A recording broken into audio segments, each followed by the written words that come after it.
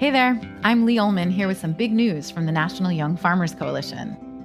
We're partnering with Heritage Radio Network on a special season of The Farm Report. It's all about what's happening with the Farm Bill and how it impacts farmers and eaters.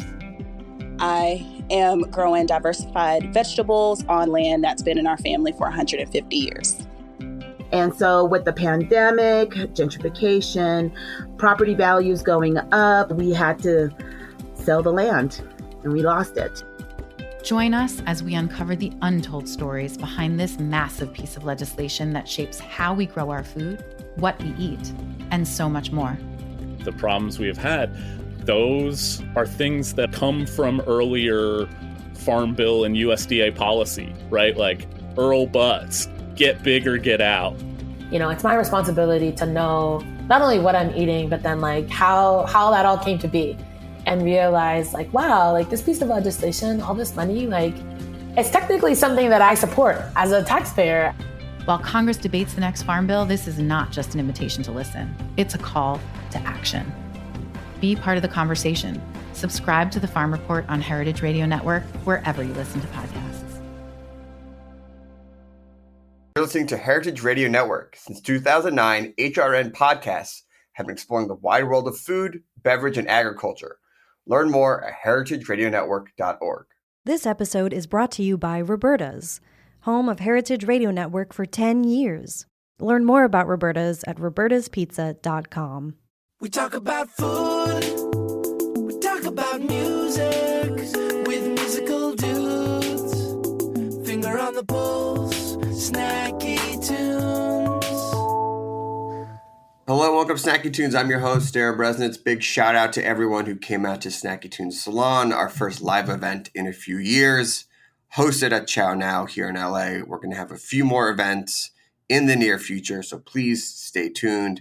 And thank you to everyone who signed up for the newsletter. More issues to come out in the next few weeks. We sit down with our friend Nils Bernstein, whose new book, The Joy of Oysters, is now out on Artisan. It is a fantastic read full of oyster pop culture, recipes, their environmental impact, and he shares his favorite tunes when he's shucking and hosting an oyster party. Then we dive deep into the archives for Finnish songwriter and multi-instrumentalist Peppina.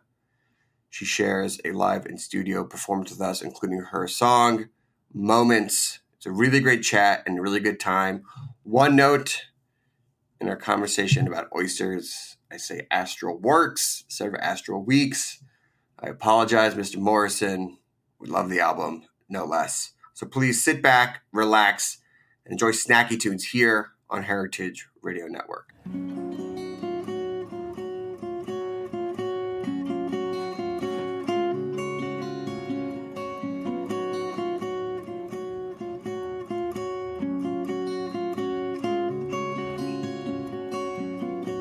It's not that easy to be one of us.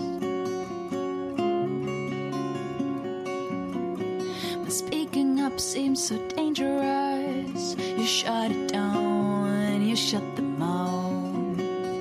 Keep your body fighting through the mess that's in your head.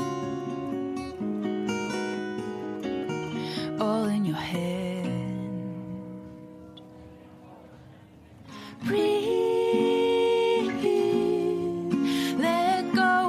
Trust your feet. Run, just run. Fire, fire the gun. Breathe. Let go and trust your feet. Run, just run. Fire, fire the gun. Standing tall on the solid ground.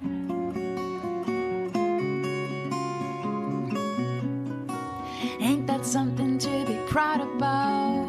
I've got my lungs, I've got my sound. So hear me scream, hear me shout. The pain is loud, but the fight is louder.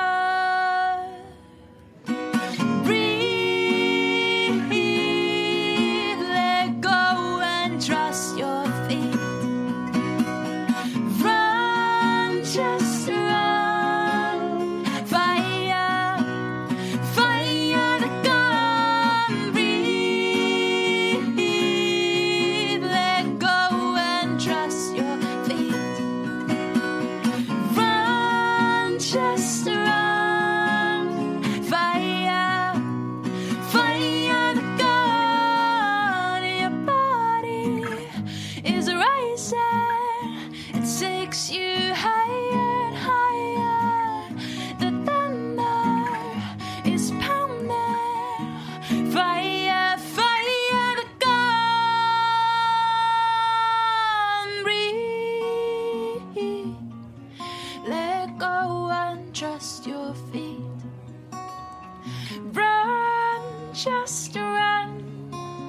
Fire, fire the gun, breathe, let go and trust your feet.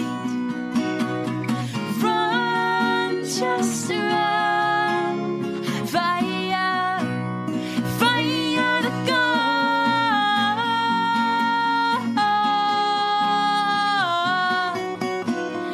fire the gun,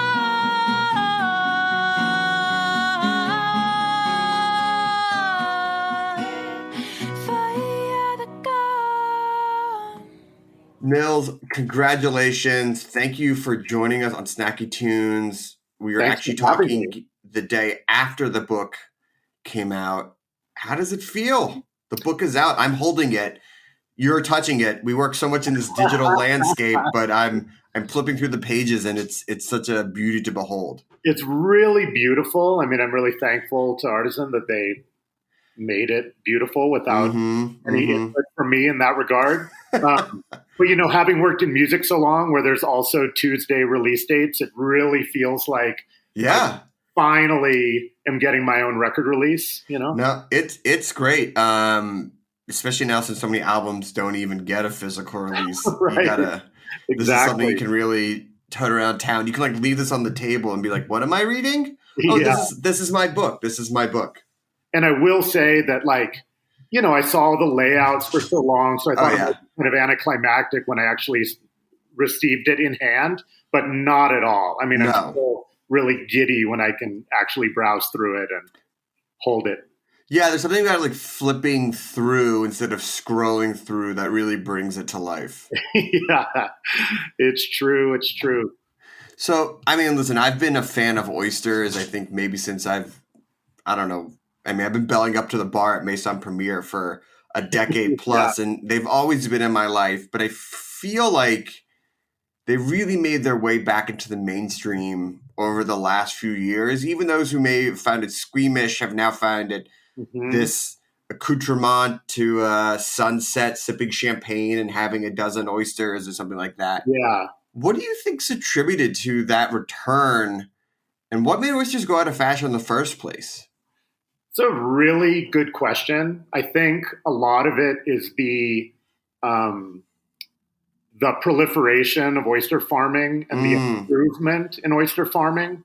So it's quite easy to get really good quality oysters where it used to be a little bit more of a crapshoot. So you can go to a neighborhood place, even in an inland city, and get really good quality oysters that have been recently harvested, stored really well. Sure. And that wasn't always the case. It wasn't dangerous to order them before, but it was dangerous in the sense that you didn't really know what the quality was going to be, both in size and taste, the way that they were. There's maybe a bit more, the food revolution or whatever you want to call it. Yeah, of course. More pride in making sure that the product's really great, but also in how it's presented. You know, I rarely get bits of shell in my oysters anymore at restaurants, and I used to all the time. Yeah, I used to be picking those out after a slurp, and it did not, especially for those who didn't see it as something easy or something that was a little bit maybe unknown. Because it could be intimidating at times to say oysters, but a lot of places would just say, we have oysters. Do you want a dozen? And people go, great. And they don't even ask. Yeah. They don't even ask. Which is good and bad, I think. You know, I think you mentioned Maison Premiere. You can go there, and it's very trustworthy. You don't have to think twice. Of course you're going to order oysters there. They really, pay a lot of attention and care about what they do. But, oysters, depending on, where they get them or whatever, can be lucrative for a restaurant. So many places have them, but that doesn't mean that they're storing them well, serving them well, sourcing them well. So it is important that just because they're so easy to find, it's still important to really, get to know the place. Maybe order a few before you order 2 dozen. Yeah. Sure that you're getting a really good oyster. I mean, look, I was just back in the suburbs of Philadelphia, and we were at this nice sushi place, and they listed 2 oysters. One was East Coast oyster and one was West Coast oyster. There was no specification of what it was, but you go like, all right, it's a sushi spot. I'll trust that the quality is there. Yeah. And it's funny because I think, there might be a place that gets, jars of shucked oysters because they have fried oysters or something on their menu. Which is totally fine. But then there's, amazing. Yeah. It's great. Yeah. But then they're like, oh, darn, people want an oyster hand roll. They want an oyster. So okay, let's just, try to make it happen with what we have. And you're looking at, doesn't always work out perfectly. No. Now, writing a book on oysters makes me think that you have your own personal story and relationship with oysters. And, Bourdain famously had that eating the oyster in France as a young kid that you could say that story is responsible for probably a lot of stories about oysters in the world. Do you have your own, was there a turning point in your career where you're like, I'm going to dedicate a whole book in a few years to this one subject? Yeah.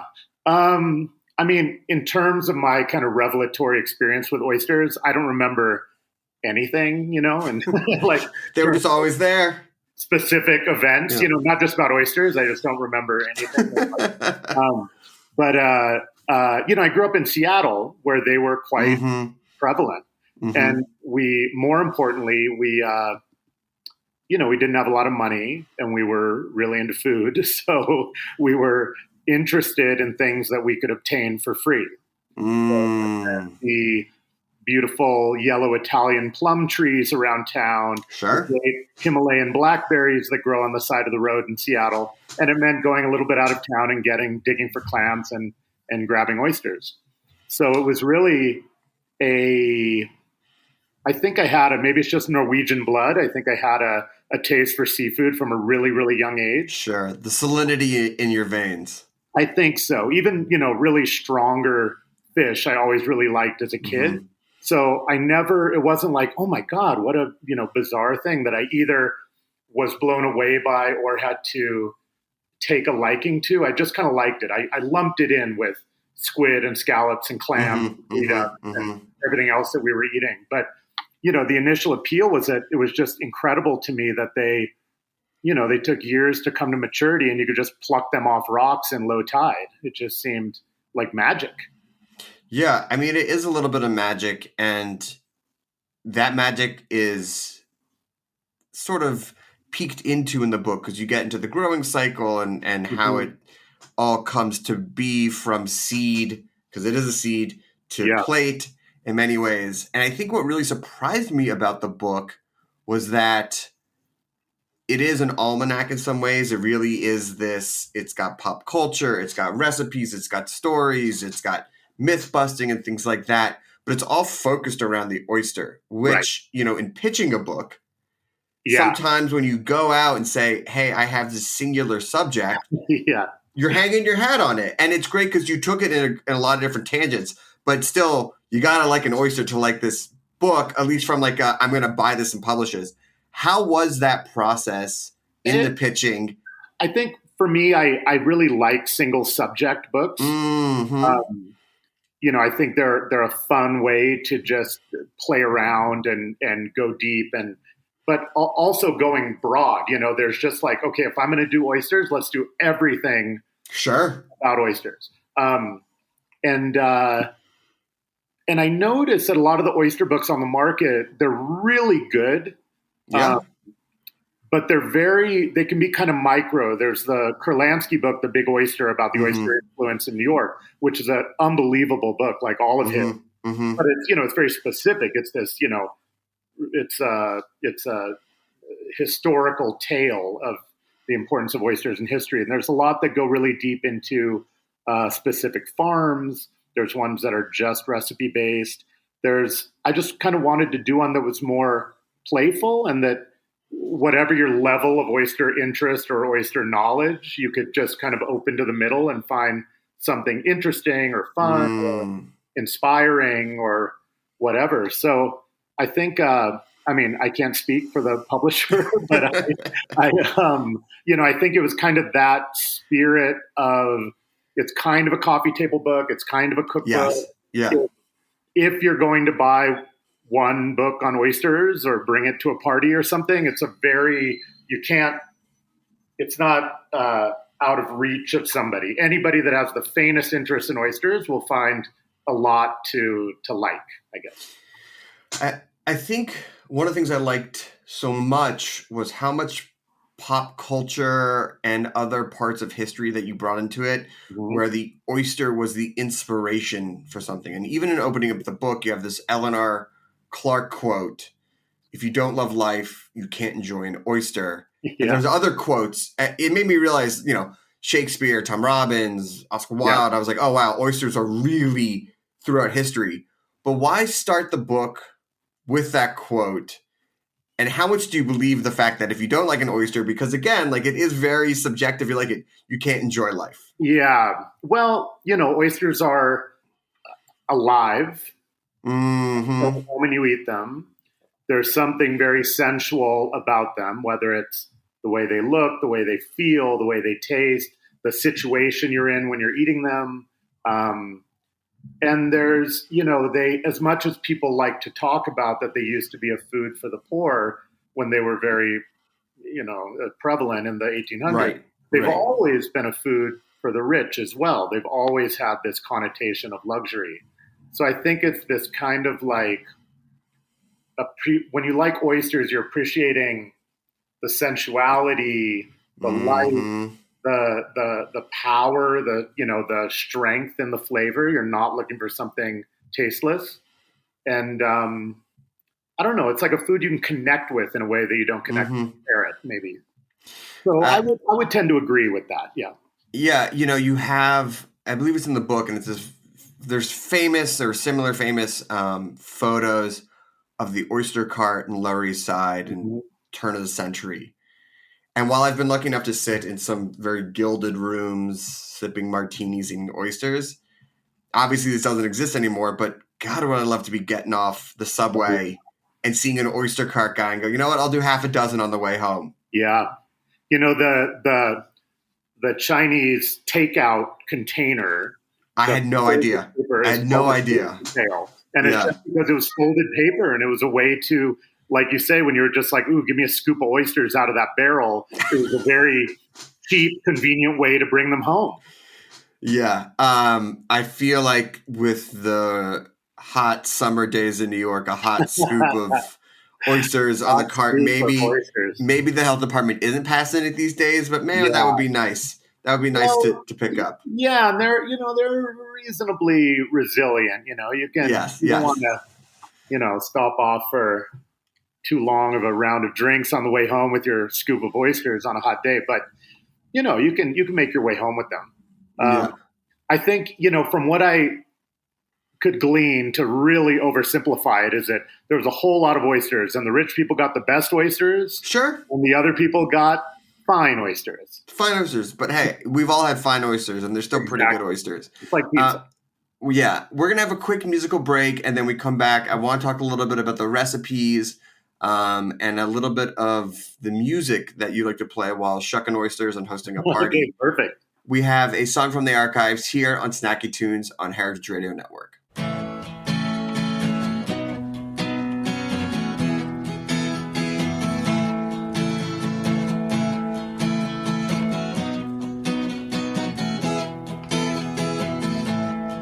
I know the time ain't right.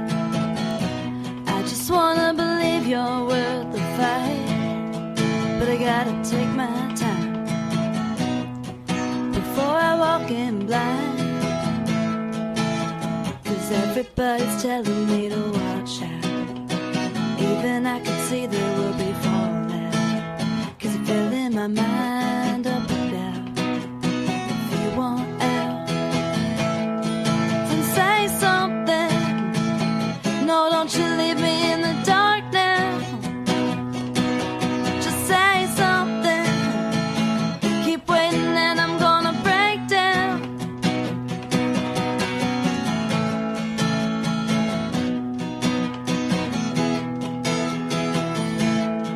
Oh, we got caught in the wind.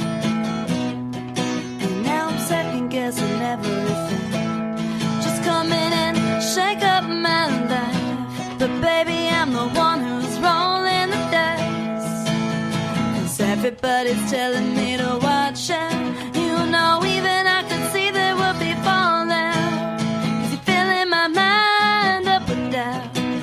So if you want out, just say something. No, don't you leave me in the dark now. Just say something. Keep waiting and I'm gonna break down. Just say something. No, don't you leave me in the dark now. Just say something. Keep waiting and I'm gonna break down. Oh boy, you're breaking me down. You're breaking me down. You're breaking me down. You're breaking me down. 'Cause everybody's telling me to watch out. Even I could see there would be fallout. 'Cause you're filling my mind up with doubt. So if you want out, just say something. No, don't you leave me in the dark now. Just say something. Keep waiting and I'm gonna break down. Just say something. No, don't you leave me in the dark now. Can't you say something, babe? Keep waiting and I'm gonna break down. Oh boy, you know I'm going out of my mind. Yeah, all I need from you is just a small sign. Just say something. Hello and welcome back to Snacky Tunes. We are chatting with Nils Bernstein, author of The Joy of Oysters, out on Artisan this week. And we were talking about the prevalence of oysters in America and around the world at the turn of the century. Mm-hmm. And one of the things that people don't understand is the environmental impact this had on purifying the water. Mm-hmm. And you look at things now like the Billion Oyster Shell Project, which is trying to reseed different coastal areas in America and around the world.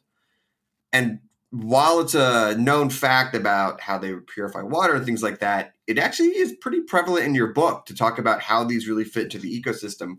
Why include that point of view in your book? I think the it's topical, I guess, talking about the environmental impact on our foodways. But with oysters, it's like, there's virtually no wild oysters left that are commercially available. There might be some places where you're allowed to harvest within limits if you're lucky enough to find one. But basically 99% of wild oyster stocks have been decimated. So not only is, there's a lot of negative information and false information out there about aqua farming, but whatever you think about fish and shellfish farming, oyster farming is a net positive, however you look at it. So it's really, for me, it was to, reiterate that point that oysters from an oyster farm are not, they're most likely going to be much better quality than if you were to find a wild oyster. And they're doing incredible work because oysters are, we need billions and billions and billions more of them. So the more oyster farms, the better, within reason, based on land leases and whatnot. Sure. But, all of that's pretty tightly controlled. So, I think it's, oyster farmers are doing really, really, really important work. And they also happen to be making incredible oysters of really reliable quality. So I think that environmental aspect of it is really to help promote the idea that farmed oysters are not only good, they're important. It's almost it's like a moral imperative to eat oysters. Yeah, I mean, I feel that every time I'm sucking back a dozen, I'm doing God's work in the green space. That's right. One of the things that I also picked up in the book, and you talk about wild versus farmed, is how international oysters really are. And the majority of my oyster eating can be really, say I had it in America and I've had it in France, but you go all over the world. And I wanted to ask, how many places did you get to visit, and how many oysters do you think you put back during this research time? But also, where was the most interesting and unique and exciting place you found oysters?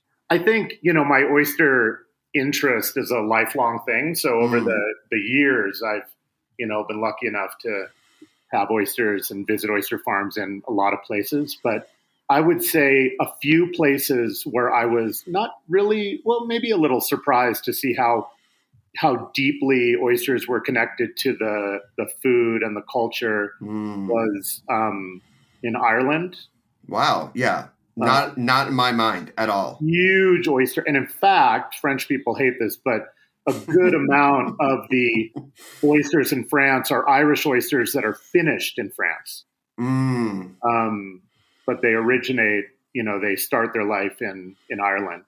And then they get shipped to the salty waters. Yeah, they spend the last 6 months of their life to get that, that tumbling color, the terroir. Yeah. But Ireland, the west coast of Ireland, is an incredibly good place to grow oysters. And it's funny, in Ireland, when you talk about that, people don't think of Ireland as a oyster eating place. They can't believe it. To them, it's the most obvious thing in the world that they're an important oyster country. And it really is. They have a million oyster festivals. You see them everywhere. It's a great, great country for oysters. And also Australia and New Zealand are really good for oysters and have these distinctive oysters, the Sydney rock oyster and the New Zealand rock oyster, that are really delicious and a different species than what we get in the U.S. Yeah, I was lucky enough to have some of those at Depot in Auckland, which is this great oyster restaurant down there. And speaking of different places all over the world, getting into the recipes, that was really fun as well, because it wasn't just, and don't get me wrong, I love oysters Rockefeller and was recently able to enjoy a few of those at Balthazar, but seeing some Korean oyster fritters, some Filipino oyster quinoa, some Mexican oyster cocktails. I didn't expect you to have this international recipe point of view, but it really is all tied together through this one ingredient. Oh, I think so. I mean, Korea is a major both consumer and supplier of oysters. And again, it's another thing that maybe people don't associate with Korean cuisine, but I imagine that Korean people would be quite surprised that people don't associate oysters with Korea, because they're very, very popular, and it's a really important country for exporting oysters as well. And China, of course, I think China is the leading producer of oysters, and really all over, all over the world, really, anywhere there's suitable, cool, conditions, brackish water, someone is growing oysters. And yeah, I don't know. I'd say, with the recipes, part of it is things that my developing recipes based on things that I had eaten. And some of them were just kind of invented out of my own, what I thought, trial and error with what I thought would work. Did you come across oyster mayo, or did you create oyster mayo? I heard about it. Can you explain what it is? So oysters can be used in place of eggs to emulsify homemade mayonnaise.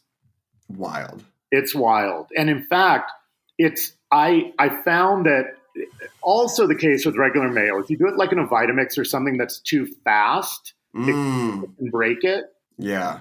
So doing it by hand is kind of a hassle, but you want to do it in a food processor or a regular blender on low speed. Yeah. But I tested it, and I had to work out the ratios for ideal flavor. But the first time I made it, it just worked. It came together, and it was like my heart was racing. I couldn't believe how perfectly it worked. And then you tweak the flavor a little bit, and you really have a beautifully rich, they give you a similar richness to what eggs do. And of course it's oil. So, but then you get this oyster flavor that you can perk up with a little lemon juice and a little bit of the oyster liquor. And it's pretty amazing. I did it with some friends in Maine. There was a great oyster farm on North Haven Island in Maine, and Chuck made some fried oysters dipped in oyster mayonnaise, and there we go. There we go. It's like the snake eating its own tail in some ways. Exactly. Yeah. But it's been deep fried and emulsified. Exactly. Reading this book and hearing the recipes and the oyster mayo, and summer's upon us, and you dispel and get it, put to rest that our myth of not eating oysters during those months. It only made me think of throwing like parties and having dozens and dozens of oysters on the table. Yeah. What do you have planned for your summer and for parties, and set the scene a little? What's on the soundtrack? How are you going to host people who are probably not going to come to you and expect at all times that you're shucking? Right. Well, if you're cooking oysters or pickling oysters or something, you can shuck ahead of time, and they even freeze quite well. I read that. I had no idea. Yeah, it's weird. I mean, you can even get them frozen in shell, and it works more or less. But if you're frying, you're stewing, I like pickling oysters to put out at a party on like a creative kind of pickle plate. And so I'll often have, for a party, I'll try to have some like oyster dishes that I can do ahead, maybe some oyster shooters, and then just have a ton of oysters out, of live oysters, with a ton of knives and a ton of dish towels. And there's always people that want to give it a shot. There's either people that are really proud of how well they shuck oysters, people that believe they'll be really good at it, or people that just want to give it a shot. So if you have a group of people shucking oysters with glasses of wine, it's super fun. It's fun to do. It's fun for people to watch. And you end up with a lot more oysters than you would if I was just doing it myself all afternoon. Yeah, I mean, I remember learning one hazy night at Death & Co. Supper Club in Brooklyn, and once you learn it, it's one of the best skills to have of how to pop a shell. Yeah, it's a good feeling, and they go pretty fast. Like once you have the oyster, anything you're doing with it is coming, whether you're eating it raw or cooking with it, it's coming together pretty fast. So if it's taking you a minute to get it open, no big deal, because you're going to be eating it soon enough. And with multiple people shucking, it works really well. And also with oyster knives, I find that different people prefer different oyster knives for whatever reason, the way their hands are shaped or the way they like to get in the shell. So, if you put out an assortment of oyster knives, it's not like one guy has the good knife and everybody else waiting for it. Generally, different people like different knives, and it works out. But you asked about soundtrack too. Yeah, because I feel like you probably have one soundtrack for shucking and prepping, and then one soundtrack for the party. And knowing how deep your love of music goes, I'm sure they're tuned in quite perfectly. It's funny you say that, because I do have different. I mean, it's not like I know ahead of time what the soundtrack is going to be, but for me, oysters, it's kind of like a nostalgic thing, and there's a comfort nostalgia thing to just kind of shucking oysters and playing with oysters alone. And so I tend to put on things that are more nostalgic. I also tend to maybe be drinking wine while I'm shucking oysters, because you're standing for a while, and and generally when I'm drinking, the music gets a little more nostalgic as well. So it might go back to 70s. I mean, I don't know, like trying to think what I just recently shucked like 60 oysters in one session. And I don't know, I was playing Cat Stevens. I was going to say little like Van Moore and Afterworks. Totally. I could shucking oysters, sipping wine. Yeah. Definitely put on you said Astral Works. That's good. And Fleetwood Mac. Sure. Might come on there. The chain to match what's on your hand so you don't pierce it, right? Right. And, Fairport Convention and Richard Thompson. I've been known to put some of that on. God, what else? Sometimes maybe some like, kind of 80s, kind of sad power indie, like My Bloody Valentine, Dinosaur Jr. Oh yeah. I always like a little like Dave Brubeck as well when I'm in the, just to pre-party, maybe like post oyster shucking, pre-party into the start of the party. Yeah, I was gonna say that gets cocktail hour. That starts to get into cocktail hour. Yeah. Sure. I like having when I'm shucking and just cooking in general. I like having songs with a real 3 or 4 minutes long because I can kind of keep track of time that way. But then as people start to show up, and again, it's oysters. You want to keep it lively, right? You want to keep it fun. You don't want people get so stressed out and intimidated about oysters, both shucking, preparing, even eating them, that you want to keep it kind of fun and easy. So, like Brazilian pop, or Brazilian like Os Mutantes or something a little weirder to keep people on their toes a little bit. 80s new wave can be good. It's tricky, you don't want to go too cornball, but some well thought out kind of early 80s synth. Once you see a dozen wine bottles stacked up by the door, then all bets are off and you can sort of just start letting the lyrics fly. Well, you definitely, it's fun to look back on your, Spotify, or to look back at what you played at the end of a party versus the beginning of it and just see how I don't know. You're like, oh, Jay took over here. I get it. Exactly. A lot of Dylan B-sides. Yeah, it gets a little more drunken, a little more emo. Yeah. Somebody puts on the Dead, then someone has to. Someone's got to take the Dead off, and then Strell's like, no, the Dead stays on. The Dead stays on. So, listen, one of the best parts of the book, and it was towards the end, the one that actually made me laugh out loud was the 10 random paintings featuring oysters in it. And as a lover of food, and look, the Norton Simon Museum over in Pasadena is doing a whole retrospective on classics that feature food. It was fun to see oysters pop up in these different paintings. Yeah. Outside of having the same food theme, what sort of tied these artworks together? I think, oysters are a metaphor for a lot of things. The pearl, I think, generally pearls and general connections with sex and sensuality seem to be a common thread. So, you see them a lot in still lives, and I think they often represent feminine presence or feminine energy. And they also tend to show up in these feast photos of people just, general decadence, where there's oyster shells on the floor and there's people, jugs of wine and people falling over, and, these kind of feast scenes. Oysters tend to show up a lot because, again, they were a lot more prevalent and more inexpensive back then. So they would have feasts where people are downing dozens upon dozens of oysters each. So there's some level of metaphor, and there's also some aspect of literalness that they just were a food that showed up at feasts. Yeah. And were being depicted in art. You're rich enough to have your portrait painted, you're probably having some feasts featuring oysters. No question. Back in the time.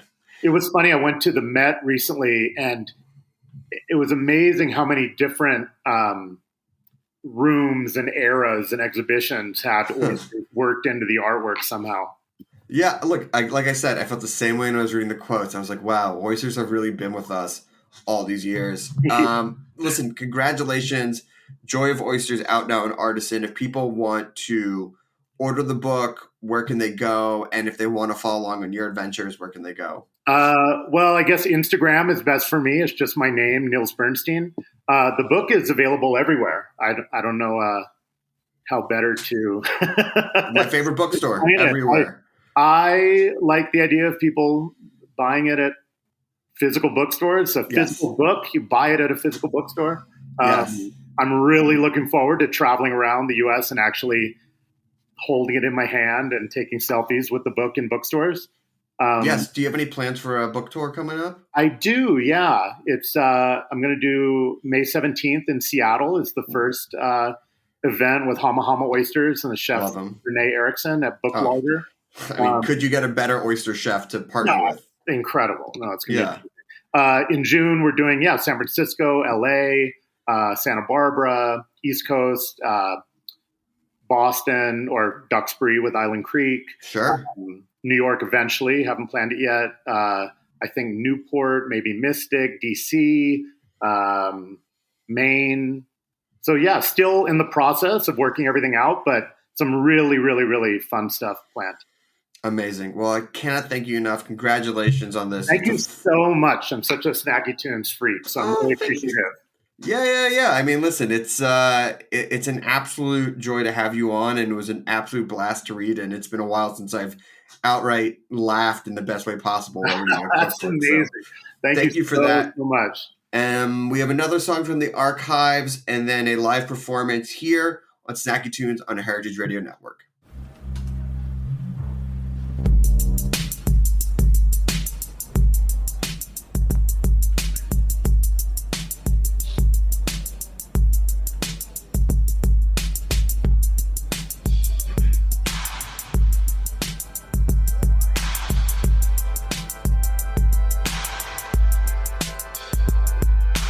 These many years of loving and losing,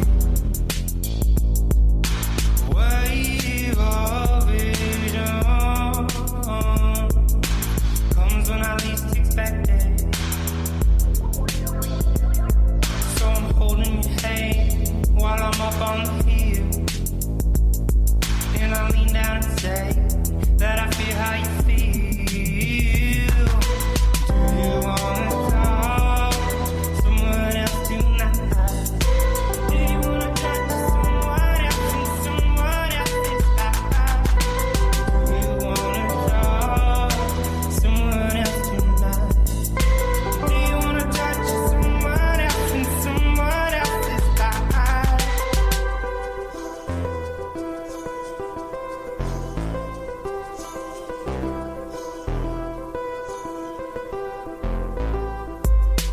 Reach back in and tell me where your clothing goes. Leave a little bit more yourself. Take a little bit more. I wear this crown if you wear yours. Leave a little bit more yourself. Take a little bit more. And I feel what you feel, and I feel what you feel, and I feel what you feel, how you feel. And I feel what you feel, and I feel what you feel, and I feel what you feel, how you feel. Do you wanna talk to someone else tonight? Do you wanna touch someone else in someone else's life? Do you wanna talk to someone else tonight? Do you wanna touch someone else in someone else's life? Do you wanna talk to someone else tonight? Do you wanna talk to someone else in someone else's life? Do you wanna talk to someone else tonight? Do you wanna talk to someone else in someone else's life?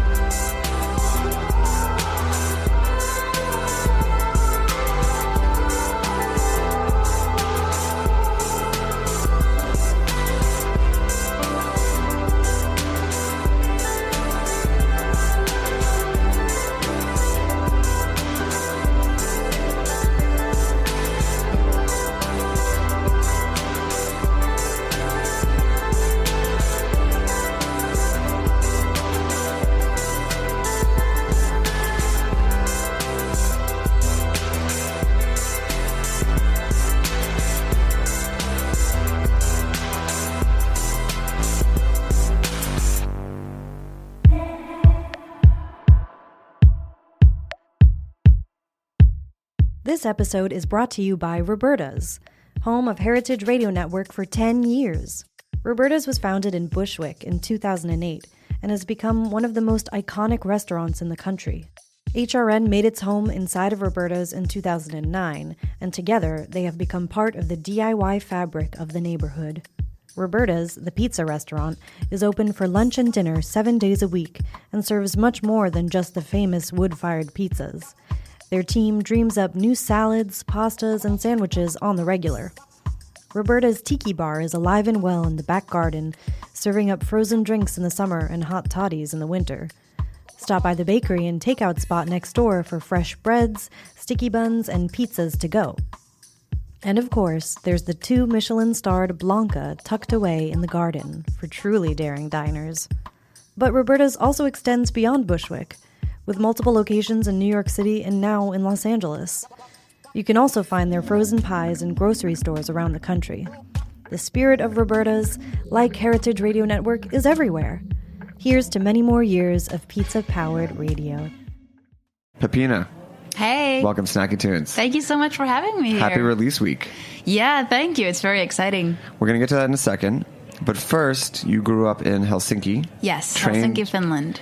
Trained as a classical flutist. Yes. How long were you able to sustain that before you told your parents, I got to change the instrument?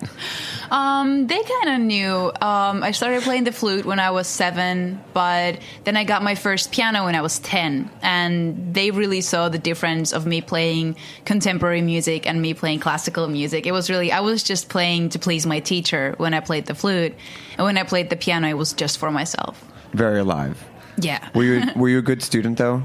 I was a very good student, and my teacher was a very good teacher in a way that every time if I would learn something, we would just right away move into a new thing. Like, I always felt like, I never felt like I was a good flutist because we never stayed where I was comfortable. But that also meant that I learned really quickly and I got really good, but it also kind of took a lot of the joy away from it. So you couldn't just have a good week. You couldn't be like, oh, I crushed this. Yeah. I'm just going to play this for a week and then come in and like, nope, on to the next thing. It was You're right an absolute away. failure all the time at everything.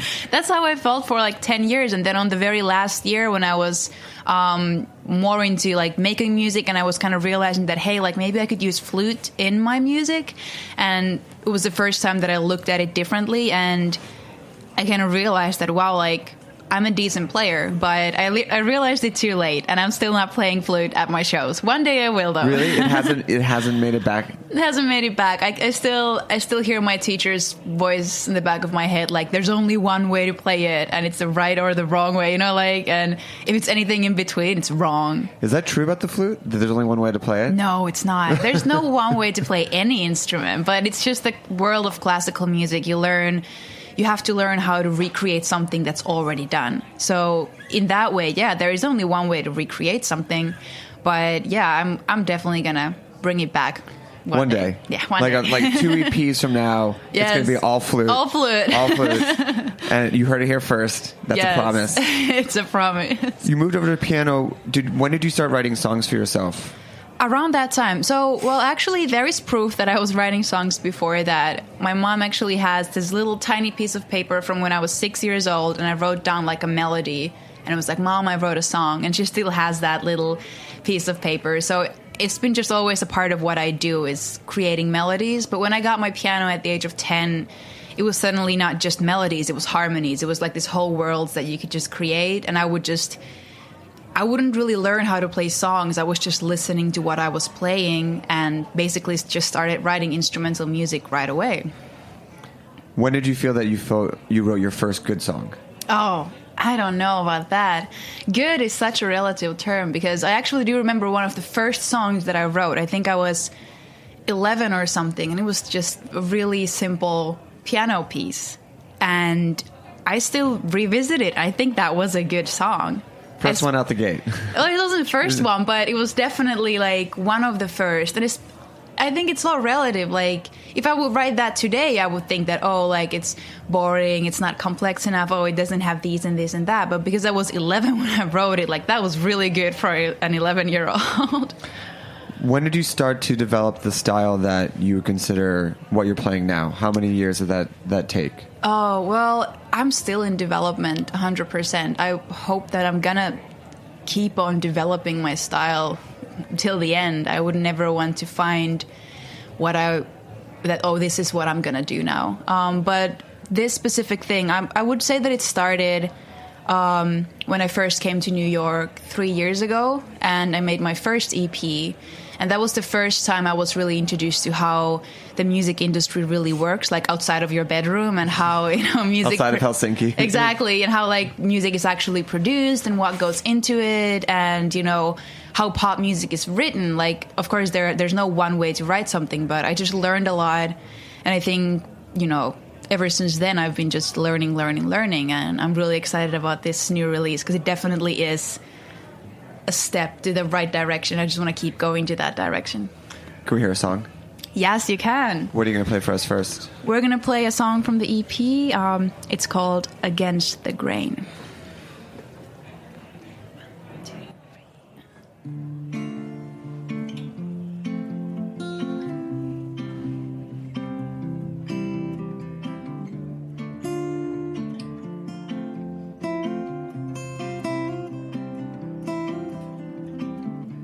There was a girl next door back then. She didn't know how to fit in, and everyone kept telling her,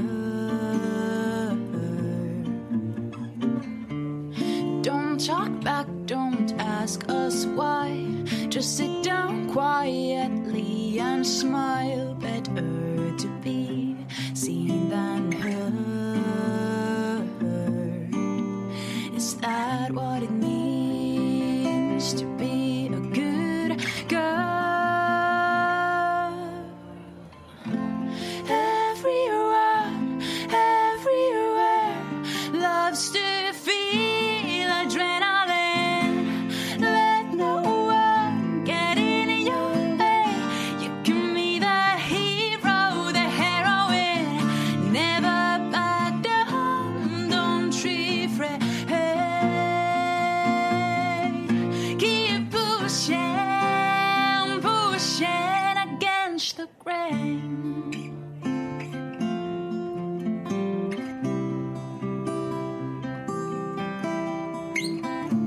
It will get hard, but don't walk away. Do what you have to do just to stay and make it your kind of day.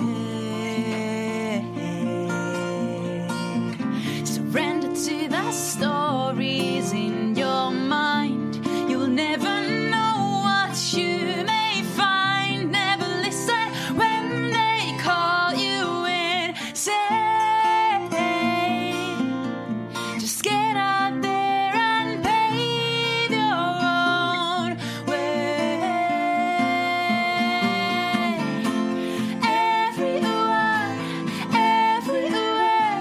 loves to feel adrenaline.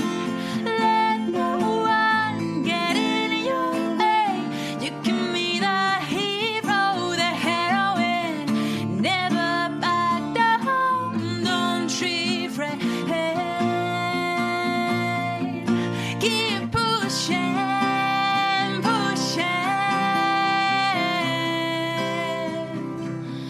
against the grain.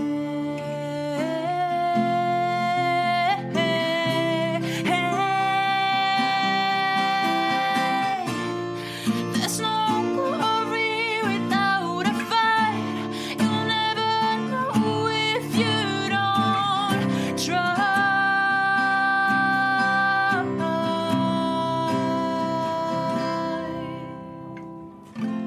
Everywhere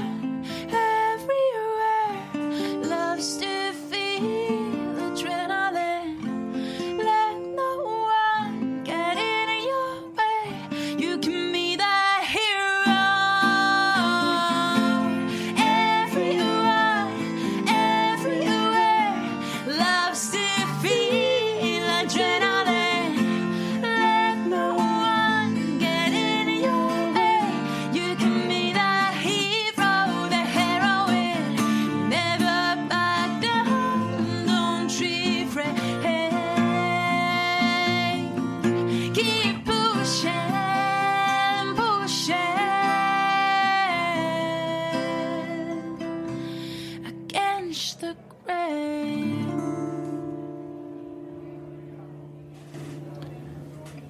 You've been dubbed the Queen of Sundance. Yes. How does one Apparently. get that title? I don't know how official that title is, but I see you brought your crown. yes. No, I've performed there 4 times now. I think that might add to it just the quantity of performances. Sundance has played a big role in my whole career as a musician. How did you get involved with them? It's not always so well known for music. I know there's showcases for licensing and for that, but obviously it's known for film. How did you end up there 4 years ago? What is the setting for your performances, and how has it really influenced your career? Yeah, so actually the first time I performed there, it was because my whole career started out of uploading music online to this platform called Hit Record. And they started a TV show called Hit Record on TV that was premiering at Sundance that year. And I had been basically just uploading music online from my bedroom, not really thinking too much of it. And yeah, the site was founded by Joseph Gordon-Levitt, and then he just calls me up and says that, hey, we want you to come to perform. Classic. Yeah, JGL phone call. Exactly, Yeah. It just happens. That's the way to do it. Like, that's my tip to everybody. Just get that phone call. No, but And then you're fine. And then you're fine. Yeah, then you're fine. Yeah. Then it's done. That's Did you get the call? Get the call, then you're fine. Exactly. But yeah, he called me up, and I flew to Sundance to perform at the premiere party because it was premiering there, and that's really what I was there just for 2 nights. It was a crazy trip. I performed just one song on a piano, and my now manager and lawyer Stephen Beer happened to be in the audience and just gave afterwards and gave me his card and said that, hey, like, I like what you're doing. Let's see if we can collaborate. And then we just started talking over email, and we Skyped, and he said that, if you want, I can help you, network in New York. I can help you, set you up with a team, and we can make your first EP here if that's what you want. So that was really just the first step that brought me to US, New York specifically. And then the year after that, Steven is also hosting a New York lounge at the Sundance Film Festival. So I came there and I was performing just 5 nights in a row at his event. And this one person, Maury Levovitz, happened to be in the audience, who later on became my sponsor, who later on became the founder and owner of my now label, Honey Rose Records. And then the year after that, I was there again. And this time, that was the craziest one. I was the first person ever to open for the new music venue, Basecamp. I was performing at multiple venues there and parties. And yeah, with Sundance, because it all happens in such a small space, it's like you just never know who you're going to meet there. It's really friendly and really great. And I've always just met the really key people to my career there. The interesting thing about Honey Rose Records, which is your label, is that it is from Park City, and it is all about getting artists who play Park City or Sundance and getting them on a record label, which is such a unique response to all the musicians that come to town during that time. Well, that's the thing. Like Sundance and Park City, it has a very specific vibe. It's just so welcoming, and you really don't know, like, whoever could be walking, on the street, whoever could come to your show. And it's like the audiences are not big in numbers, but they're like big in who is there. Yes. It's quality, not quantity. Yes. Can we hear another song? Yes, for sure. What are you going to play for us? This one is called What Does It Take, also from the EP.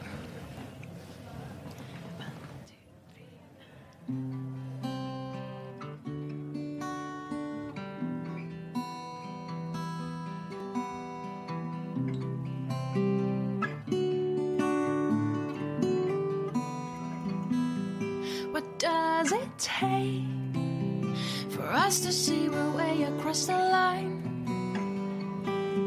What does it take to make it clear we don't know how to turn back time? What can I say? You keep on feeding me the same old lies. What does it take stop pretending that your hands are tied. You say that we are done, that it's already gone, but I need to know if I'm the only one, if I'm the only one who says it can be so.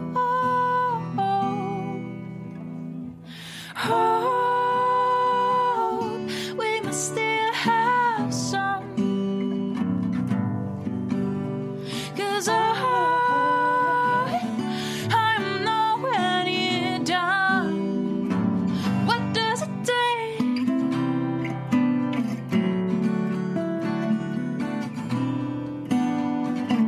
What does it take?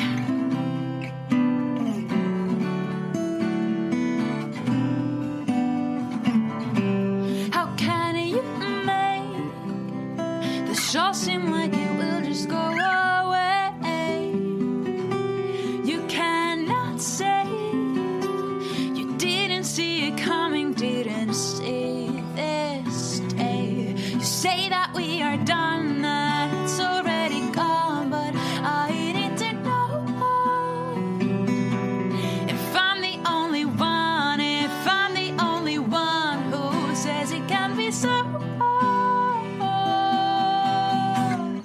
Oh, we must still have some, 'cause I'm nowhere near done. What does it take?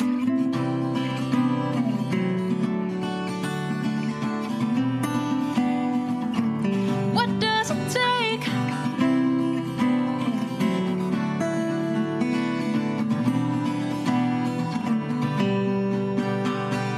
Oh, we must still have some, 'cause I'm nowhere near done. What does it take?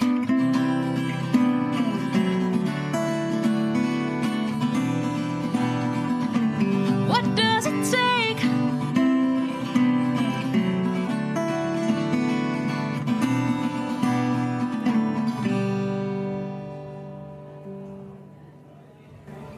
New EP out this past Yes. Friday. Congratulations. Thank you. What was the process into this record? It's very evolved sound. It's a lot of growth from the last one. What changed from the previous EPs upon making this one? So one big thing that changed that was that I actually knew what I was getting into, because I had never because I had never produced or like been a part of producing anything before. When I was making my first EP, I had just written songs in my bedroom and then recorded them like guitar vocals. So I didn't really know what it meant to build a production. But getting into this one, I was really heavily involved, and we really layered it out. Like I was working with the producer Charles Newman, and we really laid it out like one layer by layer, like went through like the melodies and the sounds together, and I really was able to leave my mark to it like all the way through. Another thing was that this time I was maybe less trying to please everyone. Like, with the first record, by the way, I'm really proud of that record and I love it. But with the lyrics of it, I was kind of like softer on the edges. Like I had messages, but I was trying to put them through in a way that everybody would approve and everybody would be happy with. And I'm still not like doing anything too revolutionary. Like I'm not upsetting anybody, but I really had strong visions of what I want to tell people, and I wasn't thinking too much of like the way of saying it. So it was all much clearer in my head. What's one of the messages that you really feel came across in this EP? I think it's one of the big ones. It's like just dare to be strong and dare to be powerful and like find that strength in you. And being strong and being powerful doesn't mean that you have to like shout it out or like be just a jerk about it. Like being strong is also being able to show that you're weak, and just kind of like the different sides of being strong. And it's just so important to me, especially knowing that my audience is probably more on the younger side, probably more, speaks to a lot of women. And I just always think, like, what would I want to tell myself when I was 13? Or what would I want to tell my 10-year-old cousin? Like, what are the things that I really want them to know? And one thing is that you can be strong and you can be loud and you can do whatever you want. Also, give up the flute, take up the piano. Yes. No, the flute was really good. And you're going to be really, really happy one day that you did take those 11 years of learning it. One of the coolest songs or inspirations against the grain is about female comic book writers. Yes. Which is really awesome. No, I saw this amazing documentary called She Makes Comics. And I kind of knew that they were looking for, ending title song. And I was just so inspired. It was just this, I love comics. I love that whole world. Like What do you read? I know all these names in Finnish, so... That's fine, call it out. Yeah? Yeah. I like Lassi and Levi, which is like the little boy and the tiger toy, I don't know. And Calvin and Hobbes. Yes, Calvin and Hobbes. Okay, I can translate for you. Yes. I loved comics, and I did, like, growing up, in my family, I never felt that it was not a girl thing to do, but I did feel really awkward entering a comic store or, just like talking about it to anyone other than my brother, because it did feel like I don't know about it enough that it's okay to like it. Mm-hmm. And do you draw as well? I do, yeah. And what type of drawings do you do, and how does that tie into it? Oh, well, it 100% ties into it. Actually, like, drawing has always been one of my big passions. I also read manga a lot as a teenager, as a lot of us do. And I drew that for a while, and then I just kind of turned more into the exactly like Calvin and Hobbes type of like comic strip type of drawing, where you can just kind of like exaggerate certain parts of the body to like express the emotion that you want. I really love that kind of really simplistic drawing. Yeah, I love that. Well, we want to make sure we have time for one more song. Where can people find the EP, find out where you're playing? Do you have any upcoming... I know you had the release party this past weekend, but any future upcoming shows? We don't have any dates confirmed yet, but you should definitely go to my website, peppinamusic.com, to find out any future dates. And the EP Spark is available on iTunes and Spotify and Google Play and Amazon and wherever pick your poison, like whichever you want to consume. Well, thank you for coming on. Thank you so much for having me here. Big shout out to Chef Piattoni for coming by. Make sure to check out Meta. We are going to be off next week because David the engineer says no shows on July 4th weekend. So we will never... But we'll be back in a couple weeks, and we'll be doing a whole new episode of Snacky Tunes. What's the name of the song you're going to take us out with? I'm going to take us out with Fire. Perfect. Thank you for listening, and we'll see you in a couple weeks.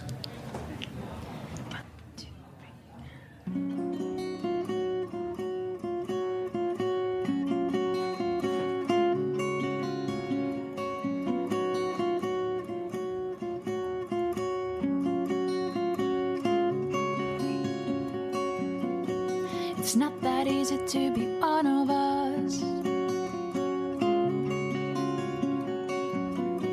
But speaking up seems so dangerous. You shut it down, you shut the mouth. Keep your body fighting through the mess that's in your head. All in your head. Breathe.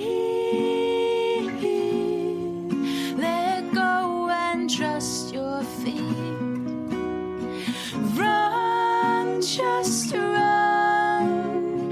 Fire, fire the gun. Breathe. Let go and trust your feet. Run, just run. Fire, fire the gun. Standing tall on the solid ground.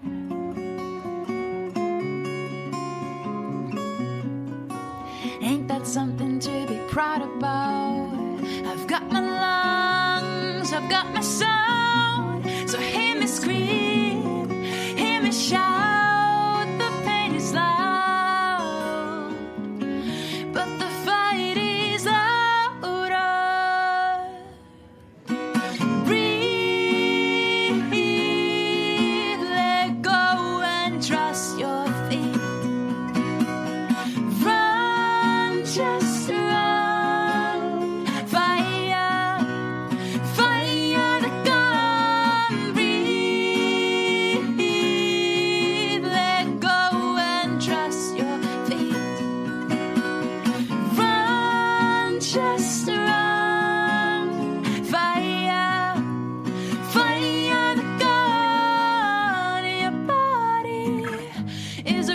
it takes you higher and higher. The thunder is pounding. Fire, fire, the gun. Breathe. Let go and trust your feet. Run, just run. Fire, fire, the gun. Breathe. Let go and trust your feet. Run, just run. Fire, fire, the gun.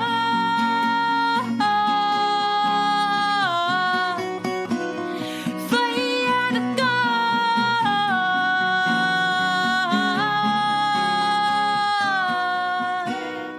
Fire, the gun. We talk about food, we talk about music with musical dudes. Finger on the pulse, snacky tunes.